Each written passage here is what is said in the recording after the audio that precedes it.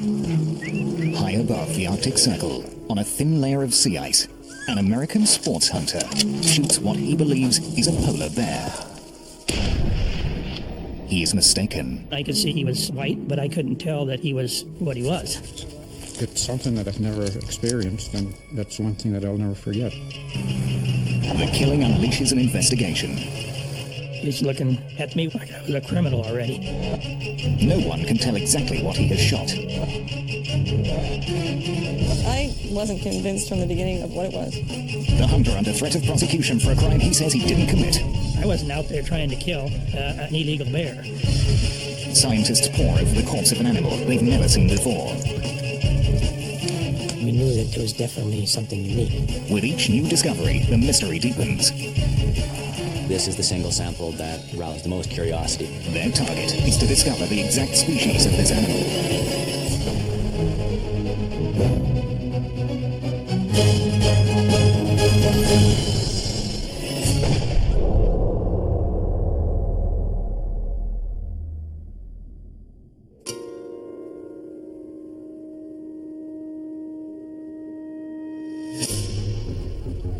It begins as the adventure of a lifetime for Jim Martell, a businessman from Glenns Ferry, Idaho.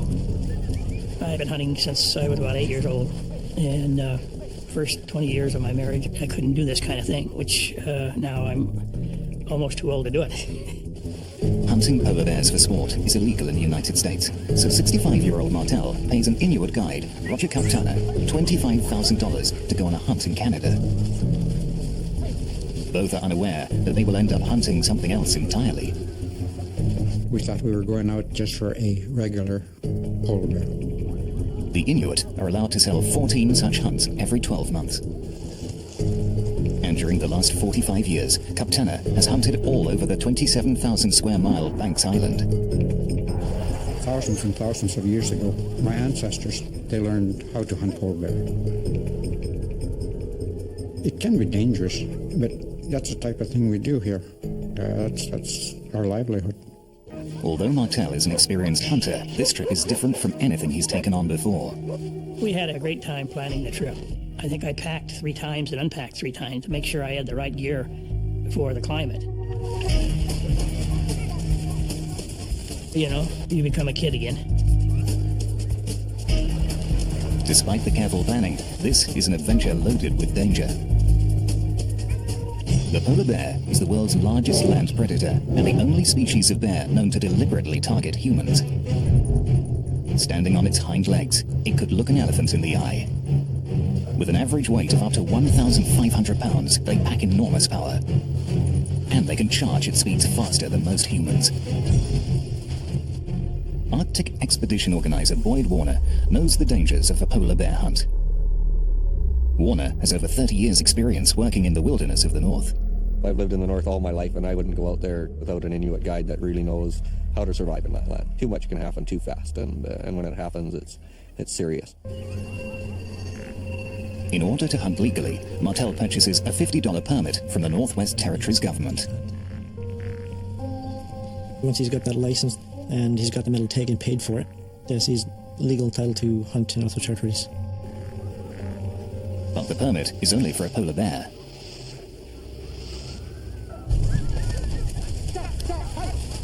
A polar bear hunt can take up to 2 weeks, requiring up to 12 hours travel a day in the back of a bone-shaking sled, facing life-threatening conditions. The 2 men travel on a 3-foot-thick layer of frozen sea, raked by Arctic winds. It aches in a matter of seconds, so you just don't uncover your skin at all. But you do shiver all the time. I had a stocking cap, goggles, everything to keep from getting frostbite. Martell finds the adventure far harder than he expected. After 3 days in the sled, there is no sign of a polar bear. 75 miles away from the sanctuary of Sax Harbor, out on the frozen sea off Nelson Head, he takes refuge. While Martell rests, Kaptana keeps watch for any sign of a polar bear.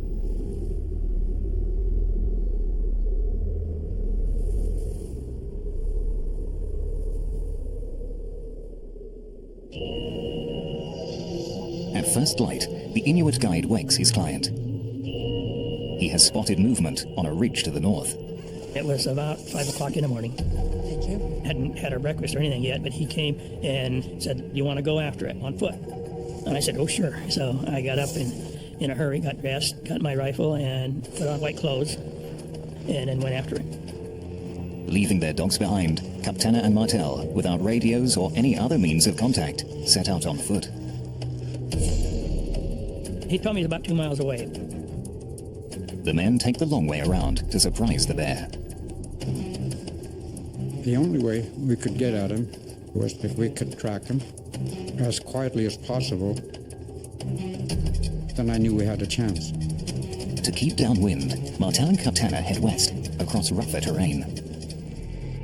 Just 300 yards south of the ridge, Kaptana sees the bear moving. At that point, the adrenaline was flowing.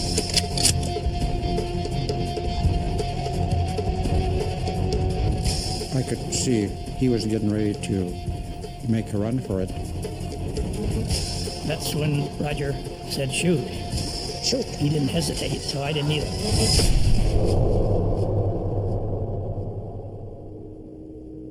Both men can see the bear fall. I got him. He said that was a great shot. 300-yard shot's a pretty good shot, offhand, with no rest.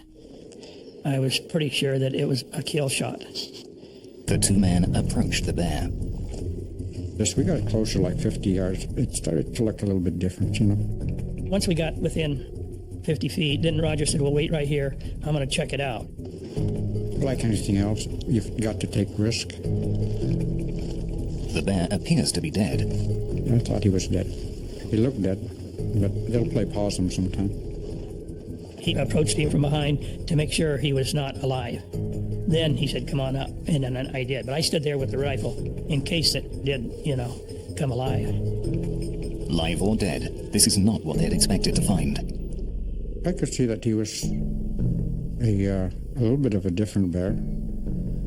But at that point, I wasn't quite sure what kind of a polar bear he was. He brushed off the snow off of his face and his back. The animal is certainly dead, but this is unlike any bear the Inuit guide has ever seen. Martel hands Kaptana his camera. The polar bear has dark rings around its eyes and an abnormal hump on its back. It's something that I've never seen before on a polar bear. Whatever this is, it does not appear to be a normal polar bear.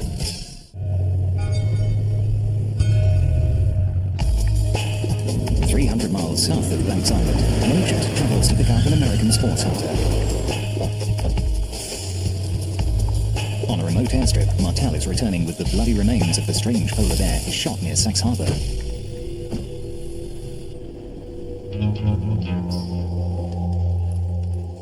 All hunters have to prove to the territorial government that the animal they've shot corresponds with their permit. We're here basically to enforce, make sure everybody's within terms of the conditions of their license. If Martel has anything in the crate other than a polar bear, he will be cited for breaking the law. Our job is to basically make sure everything's legal.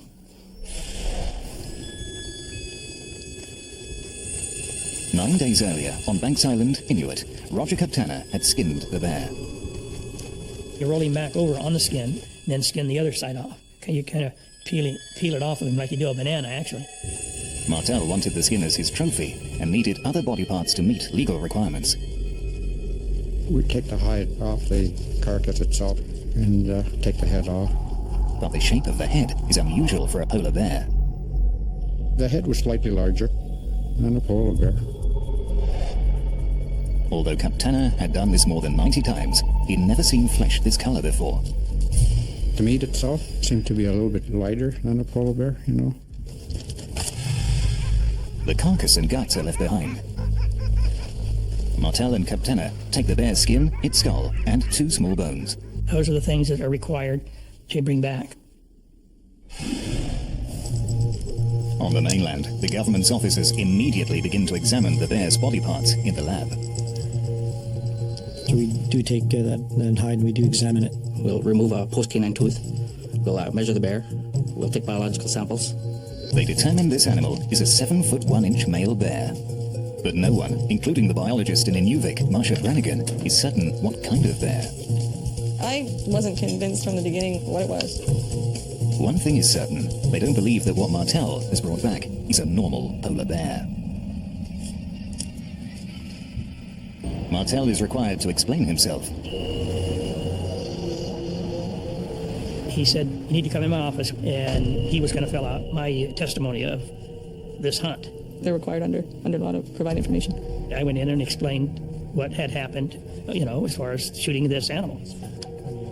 And he said, we're going to have this animal tested, or you're going to be fined. Martel is at risk of a $1,000 fine, a small amount for a successful businessman. But more devastating than a fine is a criminal conviction and a tarnished reputation as a hunter. The officers have never encountered anything like this before.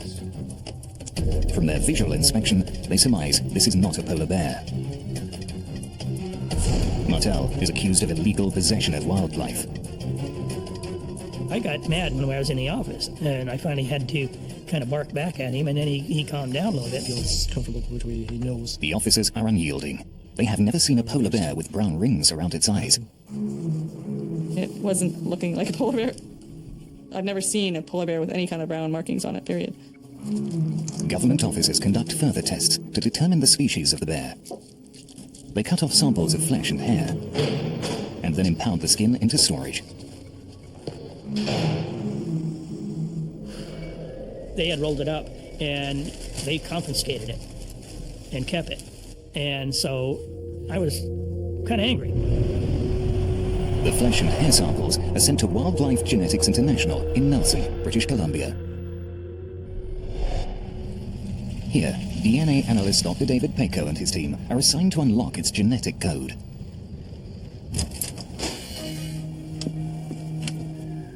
It was really pretty simple instructions, just document the species status of the sample. This sample, however, is different. It did look kind of weird. It was a strange color, a bit more of an orange with quite a bit of blonde at the end. So right away it was kind of strange. The team uses police forensic techniques to determine the species of the bear. The team first tries to match the DNA from this sample to the DNA from other polar bears. Because this bear had been shot on a remote Arctic island, they immediately assume this sample is from a polar bear. I had expected it to assign to a polar bear. But when I got the first analysis done, I kind of went, oh, uh-oh. It just didn't assign to a polar bear. Meanwhile, rumors that the animal found on Banks Island is not a polar bear are traveling fast throughout the isolated community of Sachs Harbor. When the Inuvik authorities released the bear's skin on May the 10th and it arrives in Yellowknife at the workshop of taxidermist Greg Robertson, he too is intrigued by what he finds. Robertson has won many awards for his work over 20 years in the business. He's worked on over 600 bears, but has never seen one like this. We were kind of surprised when we got it that it was something totally different. I think the biggest thing for me was the odor. Polar bear has a very oily type of fishy smell to it. Polar bears are carnivores. Their main diet is seal, and their flesh usually smells of seal. This didn't have that at all. Robertson could smell something mustier. This observation matches Jim Martell and Roger Captanis when they'd skinned the bear on Banks Island. Roger wanted to see what the bear was eating. So he opened him up. Captana began to cut into the animal's intestines. He just opened him up and was looking through everything that was in there. As I cut it open, I saw bits and pieces of seal and something I didn't really quite recognize. I didn't know whether it was rodent-like or what. You could see furry particles that was in there. It must have been a ground squirrel or something. Seals are a common part of a polar bear's diet. Ground squirrels are not. However, they are a common food source for the grizzly bear. Could this bear, in fact, be a grizzly? Another name for the grizzly bear is brown bear. They are typically brown in color, with silver tips on the ends of their hair, giving them a grizzled appearance. Though infrequently seen, blonde-colored grizzlies have been previously found and photographed in the wild. It seems likely to government biologist Marcia Brannigan that the bear shot by Martel was one of these. I've captured really blonde grizzlies. We just assumed it was a blonde grizzly. Is it possible that what Martel had shot is a blonde grizzly? Grizzly bears are found across vast areas of mainland Canada, but normally they don't travel beyond the north coast. South of the coastline are the resources they need to thrive. Why would grizzlies venture north, away from land, towards a barren, treeless wilderness like Banks Island, some 300 miles off the Canadian coast? Government biologist Marcia Brannigan had a theory. They're bare-ground grizzlies. They live out on the open tundra, so it's not, that much different up on Banks than it is on mainland. Grizzly bears are omnivores. They'll eat anything. If they can find something to eat, they'll eat it. They likely could find something to eat up there. The authorities believe a blonde grizzly could have made its way north over the frozen sea onto Banks Island in search of food. In 2003, a lone grizzly bear had been found on Melville Island, another 100 miles north of Banks Island. This is the furthest north a grizzly bear had ever been documented.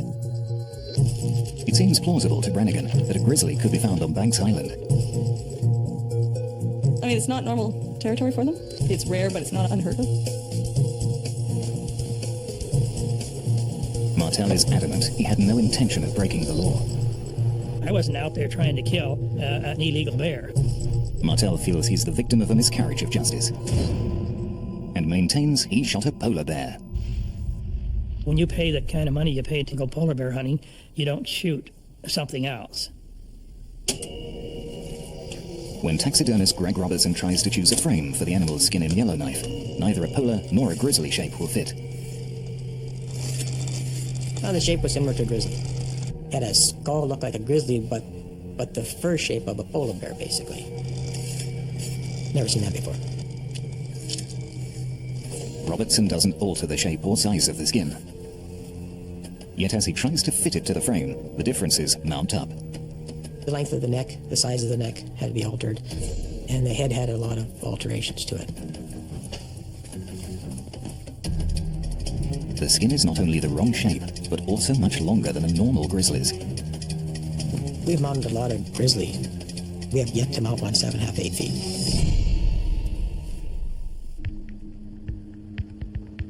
In British Columbia, geneticist David Paco and his team worked to make sense of the sample of hair and flesh taken from the bear. This is the single sample that has aroused the most curiosity with everyone standing around the computer monitor. The lab is under great pressure to deliver the DNA results. Unable to find a perfect match for a pure polar bear, they begin to look at other possibilities. There are 8 species of bear, but only 3 that are native to North America: the polar, the grizzly, and the black bear. We had reference data from polar bears, grizzly bears, black bears. It was definitely far different from a black bear. If it isn't a black bear, and pure polar bear has already been ruled out, there is only one possibility left. But it seems doubtful to the scientists. Their analysis would prove this bear is a grizzly. They've assured me that indeed that would have been weird to have a grizzly bear out there. Yet as the results come in, it becomes clear there are elements of grizzly DNA in the sample. There's some element of surprise. Oh, we were pretty excited. Given this evidence, the original accusation Martel had killed something other than a polar bear would still seem valid.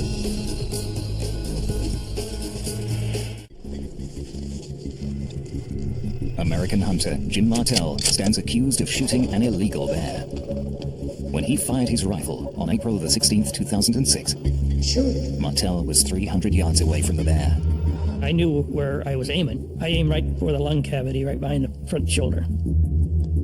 With the benefit of his rifle sight, Martel had a clear view of the bear. I could see he was white and everything. Shoot! My guide told me to shoot it. and I shot it. Martel's Inuit guide, Roger Kaptena, also had a clear sight of the bear. When I originally saw it from 300 yards, I was sure it was a pure polar bear. Martel is not the only one potentially in trouble. The hunter ultimately is responsible, but in this case, because it's an outfitted hunt, the outfitter, also Roger, would have been potentially facing charges. Warner has studied grizzly's behavior on the Canadian mainland for over 30 years, and it seems unlikely to him this bear would ever prove to be a grizzly. The bears don't come out of hibernation on the mainland until often about May 10th. But this bear was shot on April the 16th, at least a month earlier. Warner believes it's unlikely Martel could have shot a grizzly bear on April the 16th.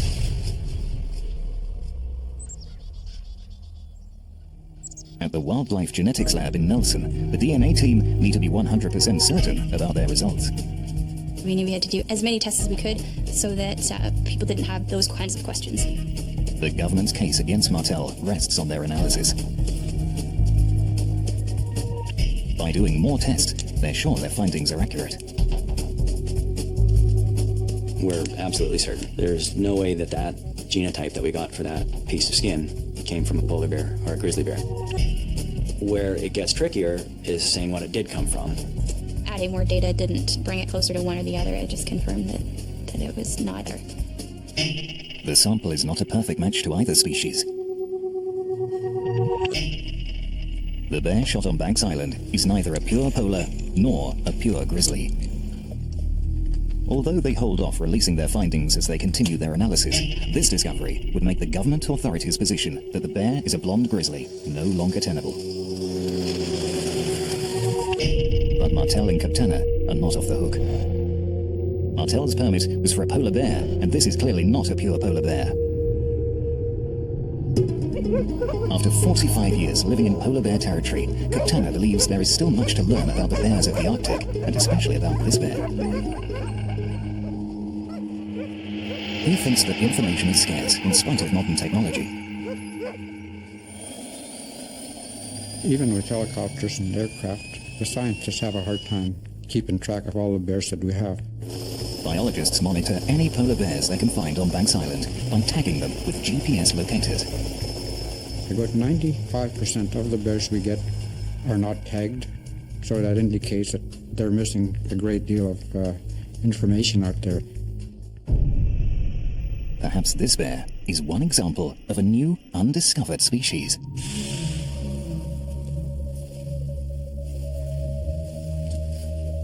We knew that there was definitely something unique.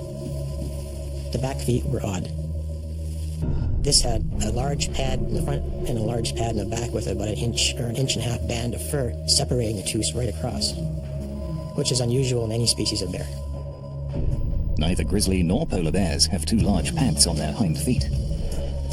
If this bear is so unusual, could it be one example of a new species combining both polar and grizzly bear?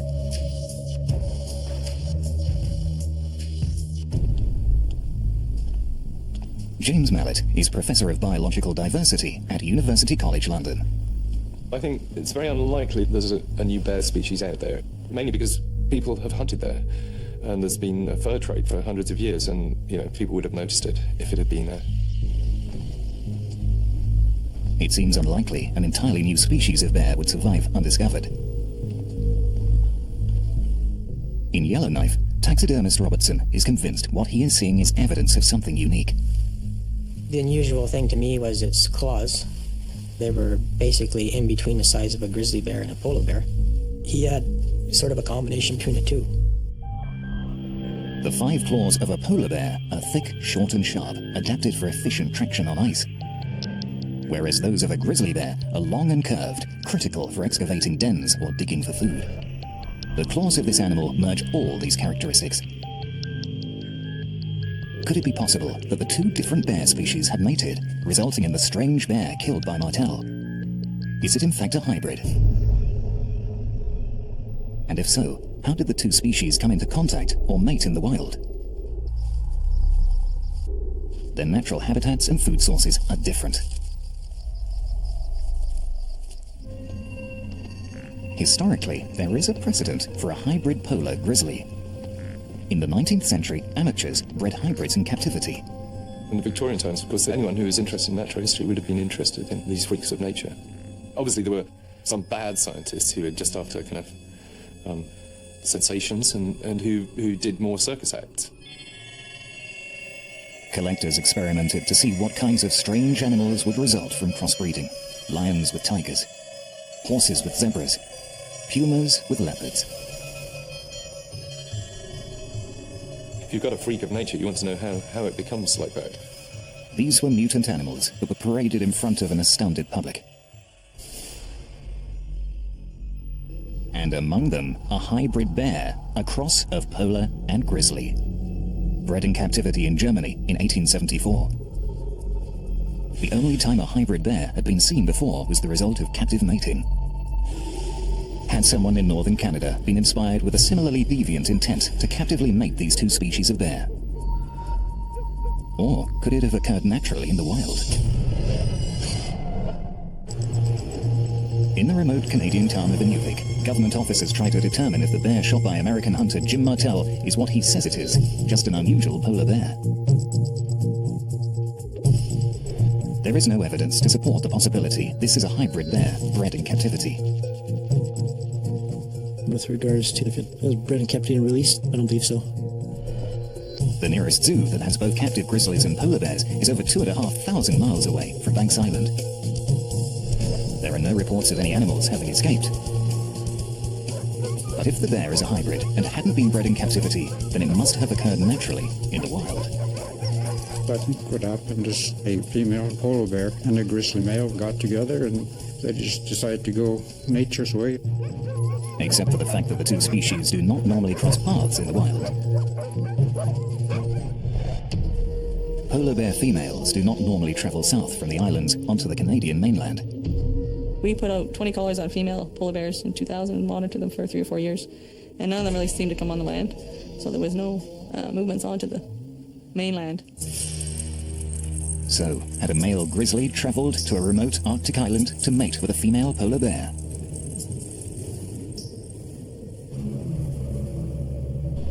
Biologist Rob Mulders specializes in tracking the movements of grizzlies in northern Canada. Our unique finding was that these bears are actually using huge areas relative to other grizzly bear populations. The males are using 7,145 square kilometers. Using GPS tracking devices, North Canadian grizzlies have been observed traveling hundreds of miles during spring. These are the largest home ranges known for grizzly bears. And many have been tracked heading north away from their usual territory. With over 30 years' experience, wilderness expert Boyd Warner speculates why. Two things have to be happening. Either there's no food in their home area, or there's just too many bears in the home area and these ones are getting pushed out. Grizzlies are indeed capable of traveling 300 miles north from the mainland to Banks Island, using the frozen sea as a bridge. The grizzlies are entering polar bear territory. Grizzly bears are showing up in places that they've never been seen before, so they're starting to mix more and more with the polar bear range. Evidence indicates an increasing movement of grizzlies towards the frozen north. But no one has ever documented the two species mating in the wild. And the Canadian government authorities know only one documented instance of their meeting, in a completely different population of bears. American biologist James Wilder studies the polar bears that feed on whale carcasses in northern Alaska. They look like mastodons out there, and they have all these prehistoric sounding vocalizations. After thousands of hours up close with the bears, Wilder and the team of scientists become familiar with their behavior.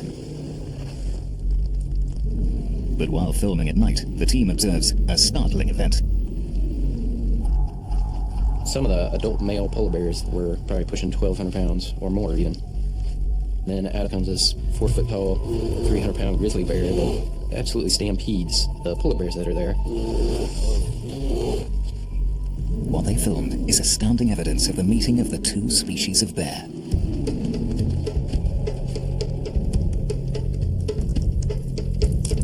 But there is no evidence in the footage of any inclination to mate. Polar bears definitely seem to have a natural aversion to grizzly bears. The grizzly bear's scent belonging to the polar bears, that was enough to trigger them to run off. The natural reaction of these two species is to avoid each other. Under what circumstances would these natural enemies mate? The Inuit guide Kuptana has a clue. He has observed the mating behavior of polar bears. What usually happens is, even if a female doesn't want, she's so terrified that she just submits, you know. The mating of polar bears is an aggressive act, and encounters between polars and grizzlies also aggressive. It looks extremely unlikely the two species will mate. However, expedition organizer Boyd Warner knew of a bizarre story from an Inuit guide. The north tip of Victoria Island, Inuit guides were up there, and they came across tracks of a grizzly bear tracking a female with two cubs, which was a polar bear. And they followed it and found where the grizzly had killed one of the cubs. It's largely believed that they killed the cubs to try and bring the female back in heat sooner. By killing her cubs, the grizzly could be trying to force the female polar back into heat, suggesting a grizzly's intent to mate with a polar bear in the wild.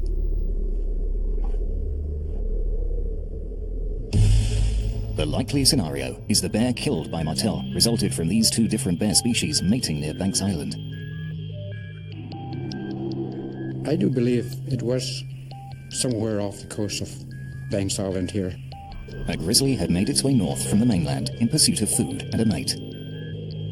They need food, and they also have the urge to reproduce, and I'm not sure which takes precedence. This aggressive loner had traveled vast distances, using the frozen sea as a bridge to the islands.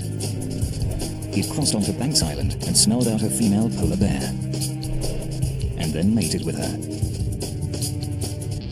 This theory seems to be the most plausible idea of how the hybrid bear shot by Martel came about. In Nelson, British Columbia, after more tests, geneticist David Paco and his team make a breakthrough. Unable to get a perfect match to either a pure polar or pure grizzly bear, they reach a radical conclusion. Oh, we were pretty excited. It's clearly a very rare occurrence. It continuously assigned between the grizzly bear and polar bear populations, and so we could only conclude that it must be a hybrid. We're very confident that it's a hybrid. The DNA analysis reveals without doubt that the bear is a hybrid. Further tests give more information. By amplifying the genetic code in the DNA, Paco is able to reveal that the mother of the hybrid is in fact a polar bear. If, as we contend, it's a 50-50 mix of the two species, then by exclusion, the father was a brown bear. This is a bear that appears to be the result of a catalogue of unlikely chances. Its father, a grizzly, headed into territory it did not normally inhabit. Found its mother, a female polar bear, in a 27,000 square mile wilderness. This odd couple produced a healthy cub that continued to thrive undiscovered for 6 years. Until April the 16th. Shoot. 2006.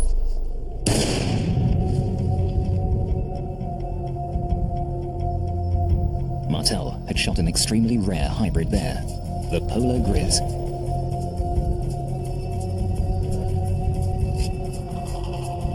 For me, it's exciting because I have the only one, number one.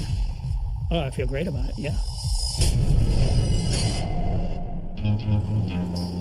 The government authorities in the Northwest Territories of Canada are forced to make a ruling on whether the animal shot by Martel is an illegal possession of wildlife.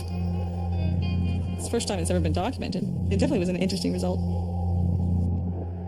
The bear is technically half polar, and the officers decide that Martel is innocent. The accusation is revoked. When the analysis was done and it came back as half polar bear, you can't say that that's an illegal take. I mean, it's a polar bear. Although the US government has since banned the importation of trophy polar bears, in 2006, Martel is free to take the bear home. It's a beautiful animal, and I'm proud to have it at my home. News that this animal is a wild hybrid starts to reverberate worldwide. My wife said, "Oh, how is my famous husband?" And I said, "What do you mean?" "Well, haven't you heard?" I said, "Heard what?" And she told me the story about, well, you're all over the world in the newspapers. All the articles report Martel shot the rarest bear on Earth. I got a lot of emails, a lot of calls. I mean, I had some calls that they wanted to shoot me from the States. Yet this was a fluke incident, a legal hunt in the vast wilderness. If the bear hadn't been found and shot by Martel, it would never have been documented as the first instance of a wild hybrid polar grizz. Although the hybrid bear is a unique discovery, this bear cannot be regarded as a new species. It can only be classified as a new species if there is more than one animal, and they can reproduce among themselves. But Martel believes his bear may not be the only one. I think if there's one, there's more. It happened once, it'll happen again. That's the way I feel. Martel's Inuit guide, Roger Kuptana, believes there are more hybrid bears out there. Polar bear will have 2 or 3 cubs. It's quite possible that it has brothers and sisters out there. I mean, you see 2 cubs lots of times with polar bears. Grizzly bears, you see 3 cubs frequently. If the polar grizz had siblings, there might be more hybrid bears nearby. In the same winter that Jim got his, another bear was seen by a sports hunter and guides, and it was obviously a very dark bear, different characteristics a little bit than this one, larger, but definitely wasn't right, and those guys know what's right. It seems the polar grizz, though extremely rare, may not be a one-off. Professor James Mallet believes the blonde grizzlies observed by government officers might be yet further evidence of wild hybrid bears. The pale grizzlies, I think, may indicate that some crossing has gone on in the past. It wouldn't be improbable, certainly not based on what we know about other species. This case has changed the way Canadian government officers view the bears of the Arctic. There's been incidental sightings of bears that are described to me as very blonde grizzly bears. I never really thought of them as possibly being hybrids until this happened. And the incident could rewrite the biology textbook. We always think of evolution being a process. You start with one population, it splits into 2, they stay separate for long enough that they can no longer interbreed when they next make contact. But there's absolutely no reason that they couldn't at some point come back together and produce something else. It could indeed be a natural part of evolution at some rate. This vast icy landscape could indeed contain the beginning of a new species. So certainly there's every reason to expect that there might be another one out there. Perhaps we'll come across it one of these days. Jim Martel remains satisfied with his trophy. I feel I was born a hunter, and I'm still a hunter, and I'm going to keep hunting.